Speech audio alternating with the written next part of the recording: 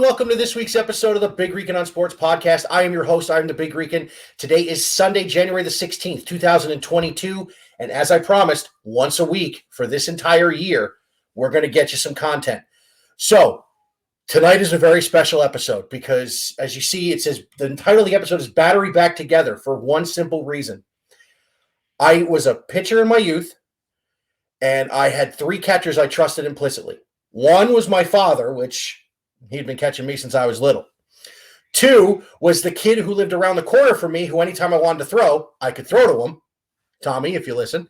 But number three is actually sitting backstage right now. He was the starting catcher on our district championship team in 1996. We're old, but no comments are to be made. And I honestly threw two of my greatest games ever to this guy, but I also gave up a dinger that my neck is still hurting from 20-some years later. The incomparable, the force of nature that is Mr. John Rice. John, welcome to the show. It has been 20 years since we have done something. We've had face-to-face conversation. Wow. How are you, friend? I can't believe it's been that long. I've been doing fantastic. So good to see you, my friend.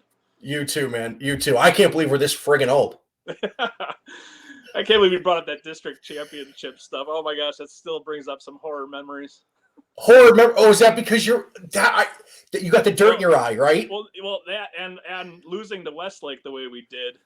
In the semifinal or was it regional championship or regional semis? State semis, I think it was. Yeah, and then, I got to tell you, that dude it should be illegal the way he was throwing. It was a fun ride. We still talk about it now, so. And it's funny because I actually talk to Nick Creedy's once or twice every couple of weeks. That's fantastic. Yeah. Fantastic. So you and I got into it a little bit on Facebook about our buddy Baker Mayfield, but we're going to save that for the end of the show. I want to dive into your video about the CFP because Nick and I actually went to the Tulane game back in 2018. We saw Haskins. We saw all those boys play, but we did a show the night before when we were in Columbus. And I had advocated for an 18 playoff at that point in time. And I see you have advocated for a 12, and I love the way you break it down. So tell me, how did you break it down? And you used this year's 1 through 12. I think you ranked them 1 through 12. Well, yes, I don't rank them. I just let, after the conference championships are done, that final ranking that comes out after the conference championships, I use rankings 1 through 12. And those are the rankings that I use.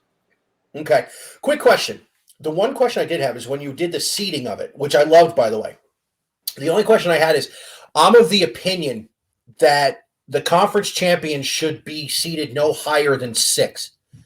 The at-larges should get those other 6 and be seeded that way. Okay. Because personally, I would love to have seen a Georgia or Alabama have to go up to Columbus in early December. Oh, I don't argue that at all. Not at all. And of course, as you know, my 12 team, I do have the top 4 teams getting a bye in the first week because obviously you can't have 12 teams. It doesn't match up if you have all 12 teams playing. But that's kind of why you don't really want to include just the top 6 for conference champions, because if you look at the CFP this year, we had 4 teams. 3 of the Power Fives were out. We only had 2 Power 5 conferences represented. Michigan in the Big Ten and Alabama, Georgia in the SEC. Cincinnati was a conference champion, but they were from the American. And then you had Baylor, who was a conference champion. Utah, I believe, was a conference champion. Both got outed. And I'm trying to think. And Pitt, I believe it was Pitt. Pitt won the ACC. The ACC. So they got basically shut out, and they were Power 5 conference champions. So they did what they had to do, and they still get shut out at a potential chance of a championship. See, and that's my biggest issue I have with the CFP. A stat that I gave out a while ago on one of my episodes, I'm going to give it to you now. With this year, 4 times since the AP poll came into being in 1937, there have been a non-conference champion has won a national title. The very first one was Minnesota, which blew my mind. And the next three are Nick Saban's two Alabama teams and this year's Kirby Smart's Georgia team winning a national championship without getting done what needs to get done, in my opinion, and I think yours too, to get to play for a championship. Yes. So I love your idea, 12, and I love the first round bye. So if I'm trying to remember, that means the Bucks would have hosted Utah at the Shoe, their 6-11 game. Correct. And when I say the conference champions in the top six, I mean rank them 1 through 6, the top team from the group of 5 and the Power 5 champs in the top 6, and the bottom 6 are all the at-large bids. Your Georgia this year, if they didn't get their conference title, make them earn it, in my opinion. And the top 4 get that. I totally agree with that too. And also, that also would take away the chance of, I personally think Georgia laid down for Alabama in the SEC championship game. I believe that Georgia was by far the better team all year. Yeah. I thought they were basically an NFL B squad. They were that good. Their defense was just unbelievable, and their running game was top-notch, absolutely top-notch. I'm surprised that their passing game showed up the way it did in the national championship game, but their defense was just unbelievable. Stetson Bennett had a night. Yeah, I was shocked. I was actually surprised. But then that just showed me that they kind of laid down and took it easy against Alabama in the SEC championship game. And I don't want to say that they did that because they want 2 SEC teams in. Honestly, if I'm Georgia, I don't want to play Alabama twice. But they did. But they knew that even if they lost that game to Alabama, they knew that they were still going to get into the top 4. So I don't think that they put their blood, sweat, and tears on the line for that SEC championship game. Now, had that been a potential where, okay, now you're playing for the top seed and a bye going into a 12-team thing, or you lose that game and now you drop out of the 12. Now you might possibly have to travel somewhere else. But in this case, they actually stayed at number 3 in my bracket because I ranked them 1 to 12. They stayed at number 3, so they would still get a bye week. But the thing is even if they lose that game, that's not a guarantee. That bye week wasn't guaranteed to them. But losing to SEC the way they did, it was still guaranteed that they were getting in the 4-team playoff.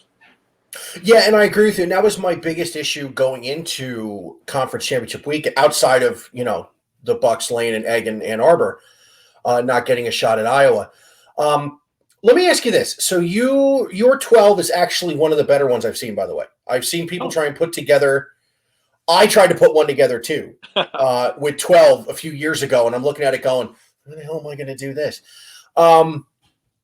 So your top 4 get a bye. Correct. Now, you said is it the first round or the first 2 rounds would be on campus? The first 2 rounds would be on campus of the higher seed. Yes. The reason why you want to do that is because, one, you earn your spot into the playoff. And every other playoff system, they all play at home games until they get into the national championship game. You look at the FCS, you look at Division II, you look at Division III. They all play home games until they get to the national championship game. Then it's finally neutral territory. So I think if you use the first 2 rounds to play at the higher seed, you give those opportunities for, you get the home field advantage. You earned it, you get it, it's there. And then for the Final Four, the semifinal and the final, then you go to your bowl games and your natural, neutral territory. Oh, that's beautiful. Listen. I know they play them in a couple of years. There's a home and home scheduled, I think, starting in 2027 between Ohio State and Alabama. Mm-hmm. I want to see those Southern boys have to come up where it's cold and play. Yeah, but it's not going to happen. Those are going to be early September. No. Yeah, that's going to be maybe late August. It's going to be in the first few weeks. It's not going to be in late October or anything like that. No, I mean they could always do that because the Big Ten always has a bye week somewhere later on in the season, anyways. I had the way to make it work. Oh yeah, did you? Yeah. Oh, it's very simple. You want to know what it is? Sure, please. Cut out those BS cupcake games at the beginning of the goddamn year. Start the conference schedule a week early. I would agree with that. But at the same time, those FCS schools, even though a lot of them come in and they get their butts handed to them, it's a big payday for them. They're not going to give that up. And I understand that. So everybody's resume maker is usually a early season non-conference game against a powerful team. Okay. As in September 3rd, we got a real good one. Yes. I can't wait for that one. Especially with with Marcus Freeman's new linebackers coach. You see who it is? No, I did not. It's James Laurinaitis. Oh, really? Yeah. That'll make for some interesting headlines. Well, you figure he played at Ohio State. He's bringing in Laurinaitis. The old linebackers coach from Ohio State, the one they pilfered from Michigan, is now the D-line coach at Notre Dame. Yeah, I saw that, yes. I mean, this is... Watch Ryan Day run the score up. I mean... That'll be intense. I listen, it's Notre Dame, Ohio State. I mean, it's a huge one. And that's always a huge grab. Always. Yeah, exactly. I'm surprised they haven't been... I'm surprised they haven't been in talks for home and homes for years. I'm surprised they've probably played maybe 10 times in the history of college football. And the last two in the Fiesta Bowl. Yeah, and I don't know the exact number of how many times they played, but I know it's not a lot. And every time everybody wants to see Ohio State Notre Dame. Yeah, so like I have the schedule right here for next season. Yeah, they go from Notre Dame to Arkansas State. Wow. Yeah. But you know what though? That's them saying, we're going to give you a juggernaut out the gate, but then we're going to give you a cupcake to recover. Yeah, with the redone schedule, they play their first 5 at home. Wow. Wow. That's yeah, because it's Notre Dame, Arkansas State, Toledo, Wisconsin, Rutgers, and at Michigan State. Wow. Yeah. It'll be an interesting. It'll be a fun. I'll tell you what. They other than what they did at Michigan, they were hot. They played well. That Rose Bowl blew my mind. Yeah. I also got in trouble because I ordered gear 5 minutes after the game was over. Oh my God. But there's your Utah-Ohio State matchup. Yeah, and listen, I watched your whole video, and I got to tell you, when I do my show, I honestly bullet point and go from there. You were like as detail oriented as I've heard. I hope to God we get the NCAA football game back so I can actually sit down and draw that up and play it. You know what? I actually have the old school one from like the last one they made from like 14 or 15. And 14. I wish I could customize a bracket because I would definitely do that for sure. That'd be the first thing I would do. I have 14 as well on the PS3. And I bought it brand new probably 5 or 6 years ago. And I still spend $50 on it. Wow. Because it's the last one. I play it with my son. I will sit there. Do you really? Play it. Yeah, well, yeah. He'll sit in my lap and we play it. And like it's a lot of fun. We love playing it. Yeah, Zach is more... Personally, I think it's more fun than Madden, but that's my personal opinion. Oh, I think it's far more fun than Madden. The only thing about Madden that I'm interested in 22 is, did you see the Campus Legends thing they did? No. They added Alabama and Ohio State to the Campus Legends part that you can play. So allowing you to play it as college teams. Oh, no, not even as college teams. Your quarterback is Justin Fields. Your running back is Ezekiel Elliott. You have both. I'm pretty sure it's both Bosa brothers or one Bosa and Chase Young. So it's like an all Madden team for college. Basically, Jack Tatum is involved. Oh my God. Oh yeah. Antoine Winfield in the defensive backfield. I don't know, but if Laurinaitis isn't a linebacker, I'm gonna be heated. Hold on, Justin Fields, Ezekiel Elliott, Joey Galloway, Nick Bosa, Chase Young, Cameron Hayward, Joey Bosa, AJ Hawk, Denzel Ward, Jack Tatum. Wow. AJ Hawk, oh my gosh. Wow. Did you see off topic, did you see what McAfee did for him on his birthday? No. He sent Bobby Carpenter and the Ohio State alumni band to AJ's house. That's fantastic. Oh, AJ was pissed. That's awesome. I wish I had that kind of pull. I don't think McAfee does. I think that was more Bobby Carpenter than anything. Oh, I'm sure. But I'm sure.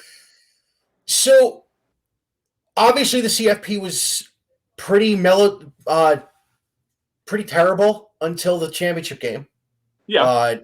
Michigan got the doors blown. I was shocked the Orange Bowl went the way it did. I honestly thought that would be the better of the two games. But they got bullied. Yes, and it all happened in the interior, offense and defensive line. It all did. happened in the interior. I was actually shocked the same way to see them just absolutely manhandled just the entire game. And I pulling back the curtain a little bit. I'm actually a Michigan fan, so I know to finally see Michigan in the playoff there, and just for them to go out and lay virtually the same egg that Ohio State laid against them, and that was not the same Michigan team that we saw against Ohio State. That was not the same Michigan team that we saw against Iowa. And granted, Iowa they won their division of the conference and they represented, but I was not. I was flabbergasted that Michigan laid that big of an egg after what they did to Ohio State and Iowa. I will say this. I was on another podcast a couple days after the game, and I got to tell you, this year just felt different to me. As big as a lunatic Ohio State fan as I became living out there, this year just didn't feel right. You know what I mean? Yeah. But I will say this. Your boys played a perfect game against the Bucs. Yes. And unfortunately, with as powerful as Ohio State's offense was, they had to. Yes. And here's the scary part. Ohio State is young. They're all freshmen. Like so many freshmen on that offensive side. And that's terrifying. That is absolutely terrifying. Marvin Harrison's kid had 5 catches all year, caught 3 touchdown passes in the Rose Bowl. Yes. And I'll tell you, Jackson Smith and Jig will be back next year. They had a lot of receivers. They had a few receivers out for the Rose Bowl. They had two of their top 3. Yes. Olave and Garrett Wilson both sat. Yes. Side note to the next topic: which one of them do you want the Browns to take at 13? Oh. They have to go wide receiver. They have to. Yeah. I can't. I don't know why they wouldn't go a wide receiver, but do you want a route runner or do you want an explosion? Time, I would have to go. You have to go best available. You have to go best available. If that's a wide receiver at the time, then take a wide receiver. I would probably want Olave. Me too. For some reason, I just think he has better hands.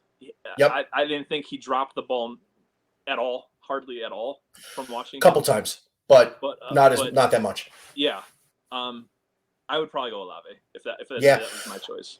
I would too. Jim Cornetti actually said Garrett Wilson. He thinks he can take the top off the defense. To which I said, he said we need an OBJ type. I said we didn't have an OBJ type when he was here. But we'll get into that as well. So you know what? Let's just go. Let's just go. I thought that was a terrible move for the Browns to get rid of him. I do too. Was a terrible move, even though he was not the same OBJ of old. No. The defenses still had to respect him. And the fact that you had to respect the fact that OBJ is on the offensive side of the ball, he might not have got the touches. He might not have gotten the looks. But at the same time, he was always a threat. If he's on the field, he's a threat. And the defense had to respect that, which opens up your running game, which opens up your play action passes, which opens up your slot receivers, which opens up everything else. Mm-hmm. So I don't know. And as much as they want to talk about it as a headache as he is, I don't know. The antics he pulled, those were all like individual stuff. But from what I understand in the locker room, he was a great teammate. So as a human, as a person, I had no issue with him at all. He was a model citizen when he came to Cleveland. What have we heard from Zeitler since then? No, yeah. So they didn't give up a ton. But I want to play hypothetical with you real quick. And I'm going to do this. Hopefully Jim doesn't listen to this before Friday. I may tell him not to because I'm going to ask him the same question. I think we can both agree on this. Last year in the AFC divisional round, there was an egregiously missed helmet-to-helmet hit on the turnover when Hollywood got drilled and fumbled the ball into the end zone.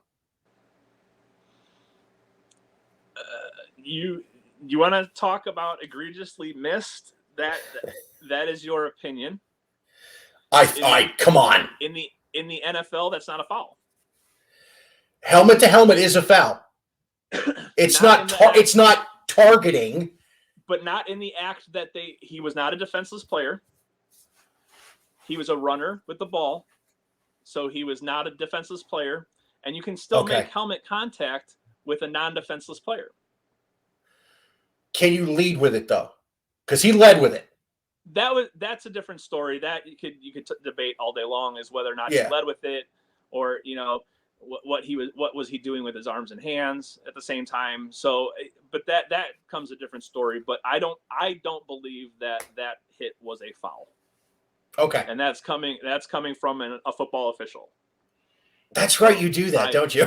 I do that. But let me ask you this then. That aside, so they review every turnover, right? Yes. In the NFL. I am of the opinion if a foul caused the turnover, they should be able to call the foul on review. Much like the targeting in college.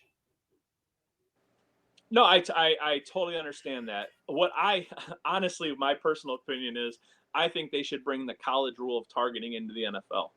Oh, you know what? A man after my heart. Give them all the fines that you want and all that stuff.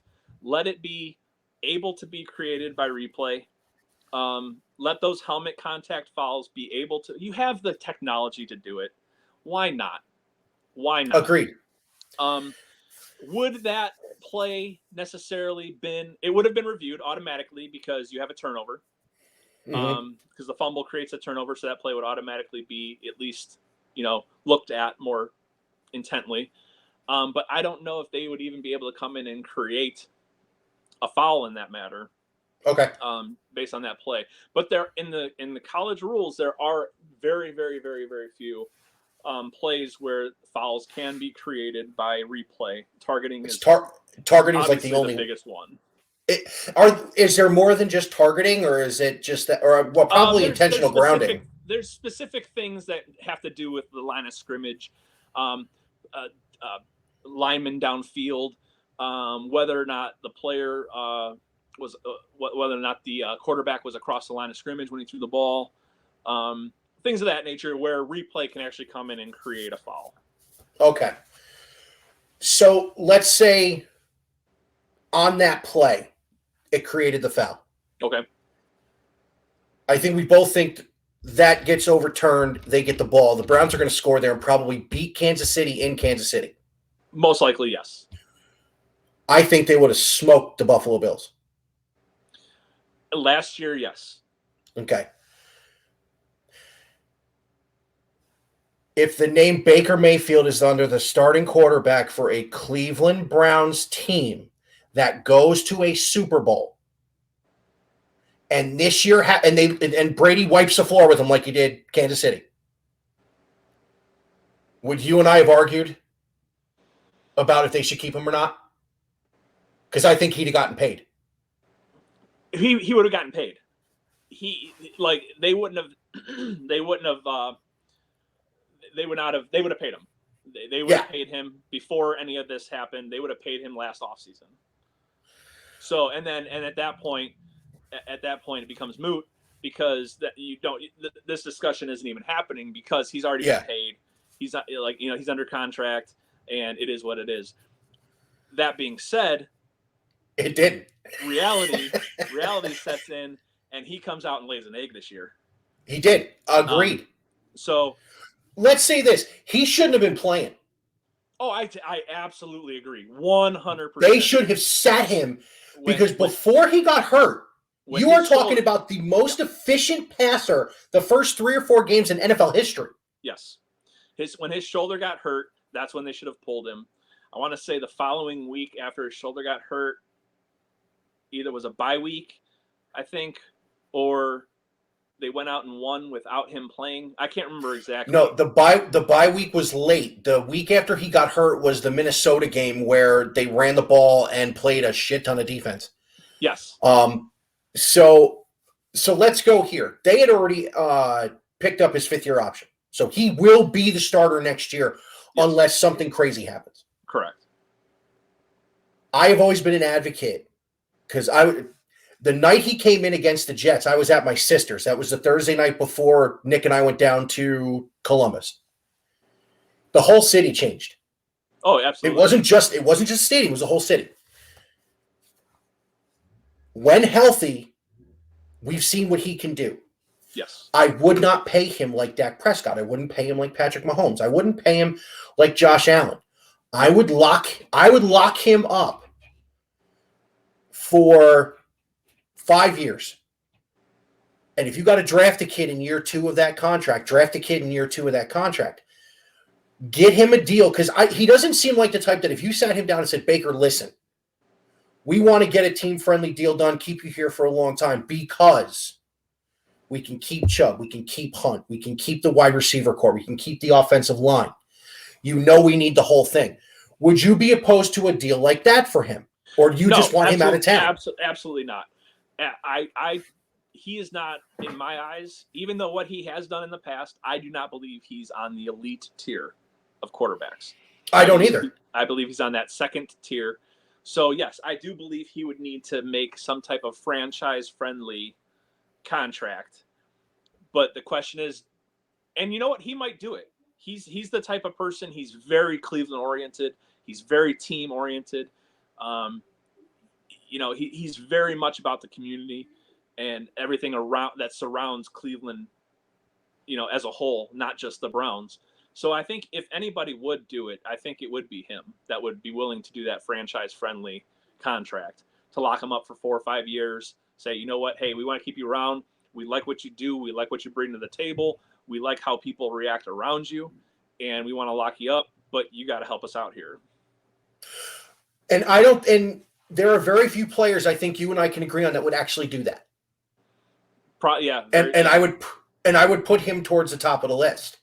Yeah. Of guys who would do that. Unfortunately, I think Lamar would do it. One of the other ones is the GOAT.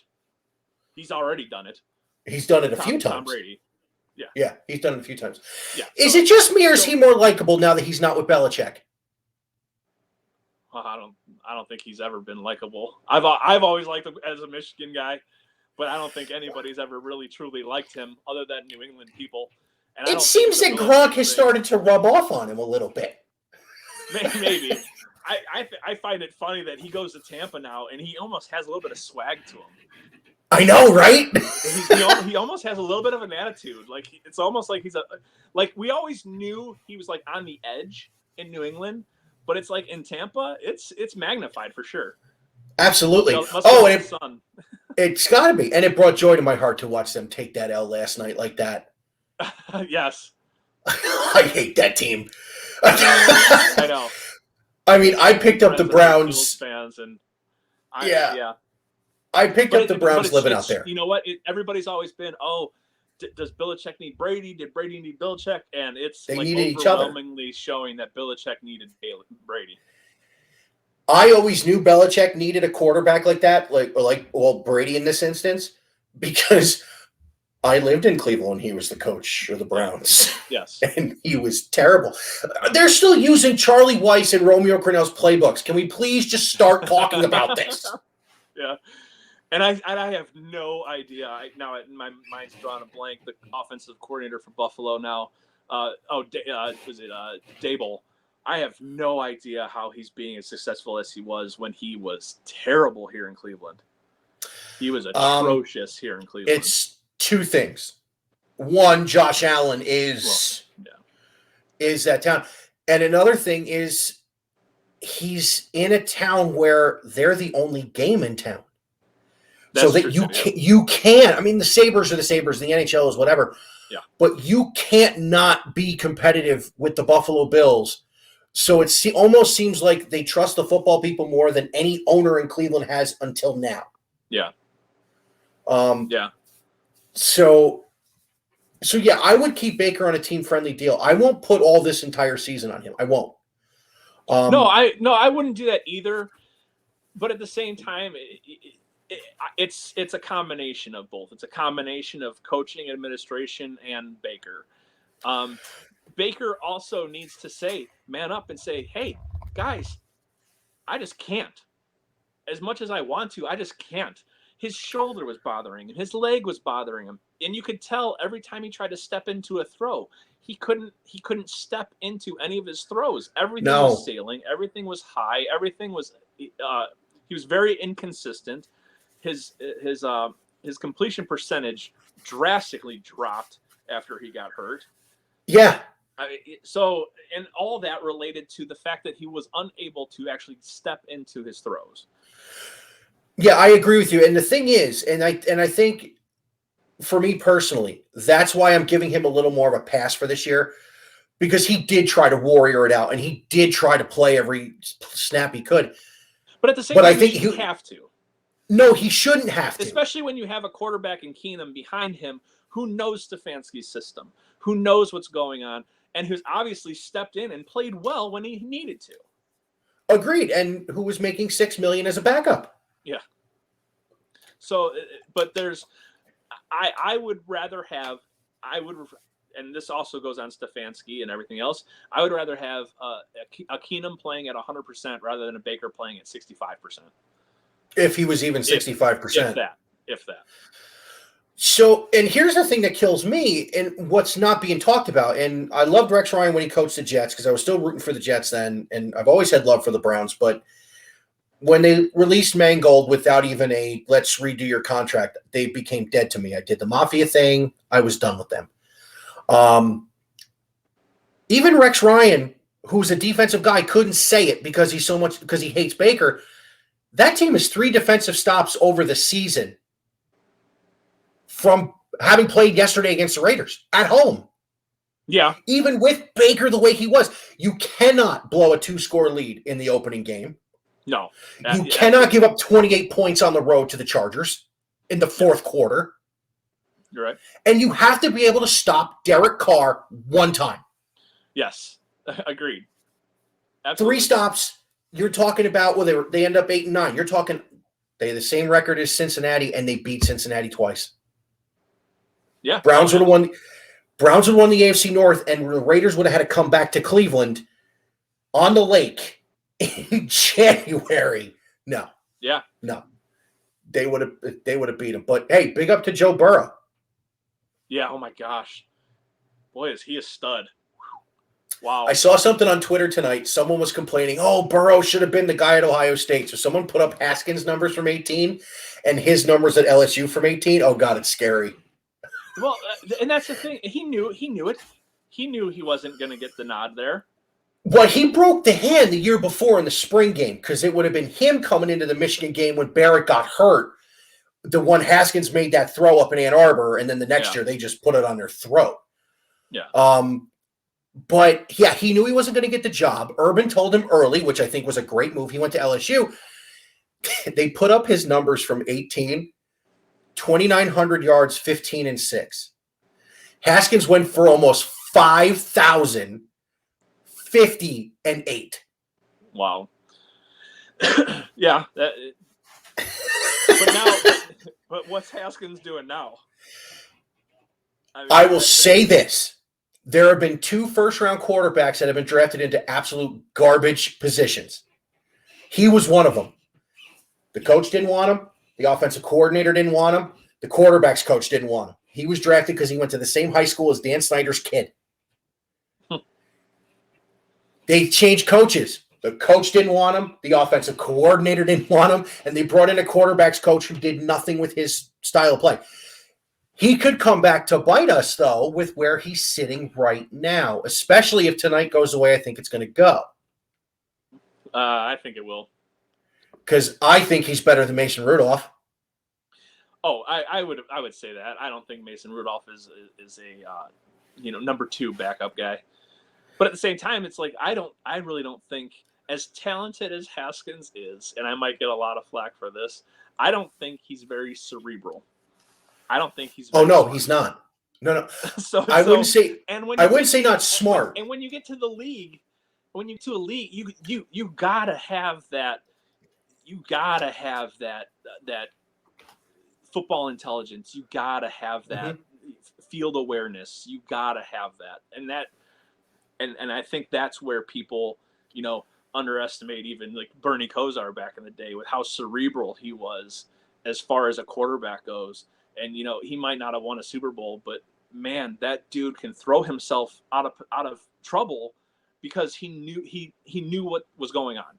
And that's the type of mentality that Haskins needs, and I don't know if he has that, but we'll see going forward because he'll obviously have an opportunity to play for a starting position now that Big Ben is leaving.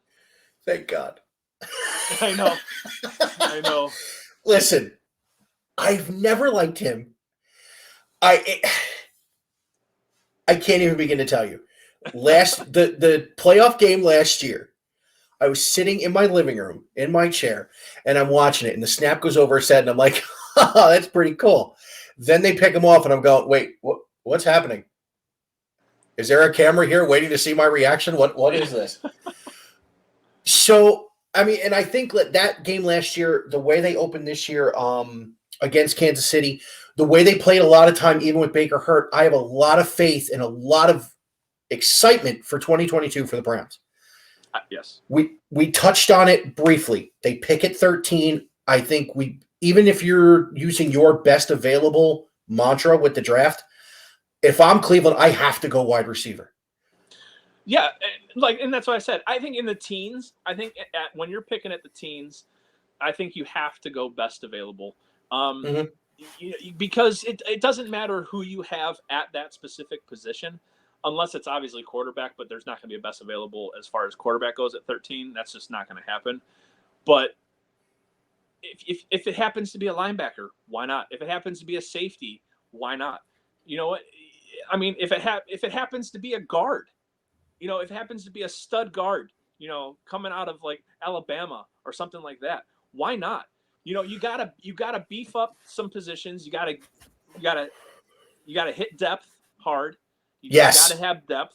Obviously, it shows that you gotta have depth. But if there's if wide receiver is the best available on the board at a time, you got to do it. No, I agree. I mean, I personally, first round, I think you go biggest need. Because now that I'm doing the podcast, I've been getting into mock drafts and stuff. So I normally go biggest need in the first round. Even when I'm picking for teams that aren't mine, I look for biggest need just to kind of keep it all on the level. Unfortunately, I think the biggest need for them is either going to be O-line depth, and it's going to be defensive secondary depth, because as good as Grant Delpit was coming back from the Achilles, and JOK is going to be a phenomenal player, and he's good God. Wow. I did 2 hours on draft night because Bobby was still in the NICU when the draft happened. So, but it was in Cleveland, so of course I'm going to be all in on it. Mm-hmm. And I remember the second night, and I text Creedies and I text 2 of the guys in Chicago I do shows with, and I went, JOK is going to be a Brown, and people are going to be pissed. Wow. And the one guy's like, no way he falls that far. And then they traded up, and I'm like, yeah, it's like, I know what I'm talking about. That was the diamond in the rough last year's draft. I can't believe he fell. I'm surprised. I was surprised too. It's not like the man doesn't have talent. I mean, so I don't know if there was something else going on. He had the heart issue. Oh, that's right. That is right. And didn't his coach like not have his back? Wasn't there something about Brian Kelly, that piece of garbage? Well, yeah, but like something about the coach threw him under the bus for something or other, and so he came in with red flags that didn't end up being red flags. Yeah, and then with as good as Grant Delpit was, listen, Newsome was great.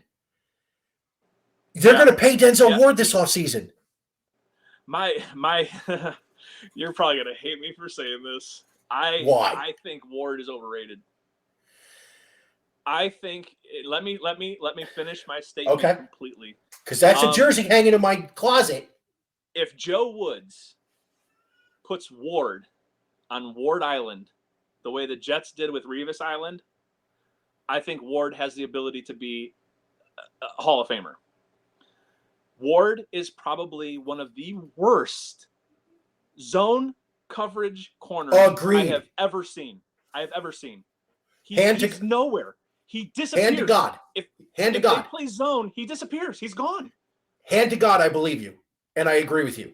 That's why I think they should sign him, because I think Joe Woods is going to get fired. There were a lot of things that he did this year that we were just shaking our heads and going, he hardly ever brought. You have bookend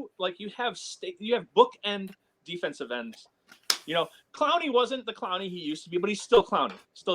And then you have the best defensive end in the game on the other side. Why are they not pressuring the quarterback? It seemed like they only rushed 3 or 4 every single time.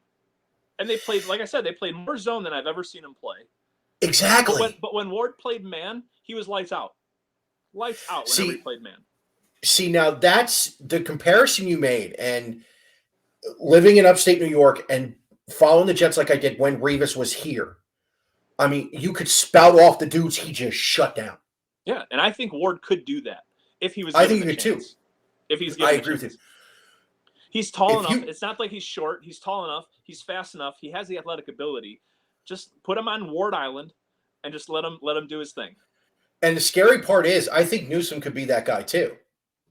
That would be wow. That would be really scary to have 2 shutdown corners like that. You want to hear something crazier than that? Sure. I make JOK a safety. I would not just a safety. I would turn him into like a Palomalu. That's what I'm thinking. Just give him free reign to just do whatever he wants. And let Grant Delpit be Ed Reed. Yes, absolutely. Absolutely. Why aren't you and I running the Browns defense? You could absolutely turn this Browns defense into that Ravens championship defense. Absolutely. Is anyone as funny as Tony Siragusa, though? I don't know. I don't know him that personally, but that dude was... I would love to have him mic'd up all the time. Oh, all right. So last part, because I want to keep this. I got to be to bed at some point in time, even though I'm off tomorrow. He likes dad in the middle of the night. I don't know. Just wait, dude. Just wait. I've lived it. Ready to live it. I know. Same here. I was ready to do it again. Can't wait. I love this. The 21 and 18-year-old stuff. that I can slow down on. Yeah. 10 and 7 and this one coming, so I'm ready. Yeah, I got a pretty big gap between mine. So if you had to pick 4 things that the Browns could do this offseason to improve the team, what would your top 4 priorities for Cleveland be? Wow. Now you're talking about overall as an organization, not just specifically anything specifically. You're just saying just overall as an organization. Overall as an organization, putting the best product to give them a chance to get to where we want them to go. I think number one, I think Stefanski needs to relinquish his play calling and just be a head coach. Go get an Stop OC. reading my mind. Go get an OC. Stop. Just be a head coach. We know he's a good coach. Just be a head coach. Mm-hmm. I think Joe Woods needs to go. That's number 2. I think they need to bring in not someone who's just going to blitz on every play, but I think they need to bring in a more aggressive style defense. Number 3. I got a name for you. Go on. Like you said, beef up the wide receiving core. They need a deep threat. They don't have a deep threat.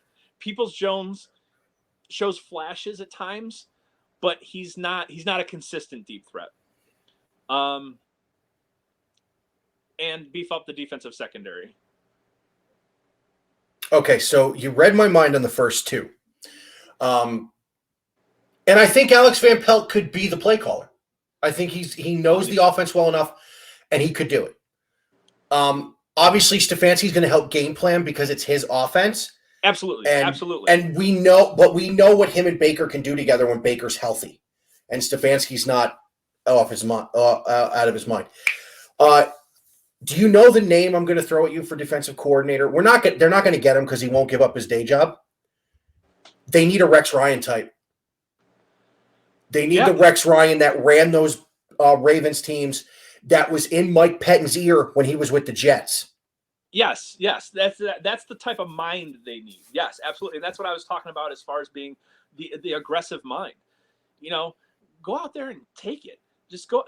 They were way too passive, way too often as a defense here. They just let teams do whatever they wanted to them. Yeah, no, I agree. The third thing I would do is, yes, beef up the defensive secondary, but I would do it. I wouldn't do it through the draft. I would go get a proven guy to stick in that back end and make sure Denzel Ward does not leave Cleveland. Yeah. First and foremost, can't beat them up entirely because they had a lot of injuries. They lost a lot of people. They did, but the year. Exactly. But the things that killed me, there were a couple of them when they were at full strength that just made me go like this. If I had hair, I would have ripped it out. That game in against the Chargers was number one on the list. Mm-hmm. You don't say you're a great defense and give up 28 points in the fourth quarter. Yep. Herbert's not that good. No, that yes. But the fourth thing I think they ought to do, light a fire under Baker and go bring in another proven backup. Bring in somebody who could take his job. Case Keenum can't take his job. We all know that. Yes. Bring in somebody who could take his job. That would be interesting. And a motivated Baker Mayfield could be a very, very scary thing. My only issue with that is what happens in the first 2 weeks if Baker comes out and lays an egg. Now you open yourself up to the quarterback controversy. Keenum's not going to take his job, but if Keenan has to, he can go in, he can replace Baker for a week or two. That's true. Give Baker a break. We know that Baker still has a starting nod, but if he has to, Keenum can come in and finish out a game. If Baker just doesn't have it that week or whatever. But if you do that and he goes out and lays an egg in the first couple weeks, and then you bring in the backup who can potentially take his starting position, then you open yourself up for a huge controversy. I always hated when you were right. Issue with that. I always hated when you were right. They always say if you have two good quarterbacks, you don't have one. So. Oh God, yes, they do. They say that, and you know what? It's almost true because you're always flip flopping. Okay, who should have the starting job? Who shouldn't? And then it's always a back and forth type thing, and that's what happens. And that's why I think you need to have an established starter in Baker and have an established backup in Keenum. There's really not much else. Sorry to burst your bubble on that one, but that's just my take on that. Yeah, I would just love I would love him to have that motivation somehow. Maybe the contract is what to do it. But Keenum's not like he's not a career backup. He has over 14,000 yards in the league. I know. He has almost 80 touchdowns in the league. So he was the starter in Minnesota for. He was the one to throw the ball to Diggs. Yeah, so I mean, it's not like it's not like he's a Mason Rudolph who's just been a backup quarterback his whole life. That's not who he is. He's been a starter in the league. If anything, I think they should go into knowing let Baker take the reins, but let him know that hey, Keenum can do the job too. Yeah, no, I think you're right. So we're gonna wrap this up. We're gonna do this again. This was too much fun. But next time you and I do this, we're gonna get into our game, and we're gonna talk baseball next time. Oh yeah. And the new look Cleveland Guardians. Oh my gosh. I don't know how I feel about that. I'm still on that fence. Don't get me wrong. When you have the juice to have Tom Hanks do the voiceover for the introductory video, kind of gets you going a little. It does. But my opinion is that I don't mind the name. I don't mind the name. I just think it's a little too inside as far as Cleveland is concerned. I don't think the nation can rally around the Cleveland Guardians given how Cleveland centric the Guardian name is. Yeah. There's an easy way to fix that. Throw Charlie Sheen out there on opening day with a 99 Guardians jersey on. Everybody will know who they are. I'll have to wear my well, it'll say Indians across the front, but I'll have to wear my Vaughn jersey next time we're on. Stitching's not hard to learn. I have it signed by Corbin Burnson too. So do you really? Yeah, I do. I wore it to an Indians game. The PR guy noticed me and asked me where I got the jersey from, and I told him that I had it made. I had it specially made. I had the numbers triple stitched and everything, and the name triple stitched on the back. 24 Dorn. And he goes, did you know that Corbin Burnson's throwing out the first pitch next week? And he's like, if you want, I'll take your jersey. I'll have it signed by him, and I'll send it back to you. And they did that, and I was like, that's awesome. So one of that's crazy. Yeah, definitely one of a kind. Really, Roger Dorn though? I'd have gone with Jake Taylor, but that's just me. I'm surprised you didn't go with Jake Taylor. No, as a catcher, I should have went with Jake Taylor. But you know what? I think Roger Dorn he's so underground that I think it's like more. You see the Dorn jersey, and everybody's like, "Oh my gosh, you seriously have a Dorn jersey?" It's not Taylor, it's not Vaughn, it's not all these other guys. It's not really Mays Hayes. Yeah, it's not Hayes. It's Dorn. It's like he's like number 5 or 6 on the the list of names that should be listed there. Somebody needs a Rube Baker jersey. Yes, Rube. Oh my gosh. It's like long. Well, listen. Park.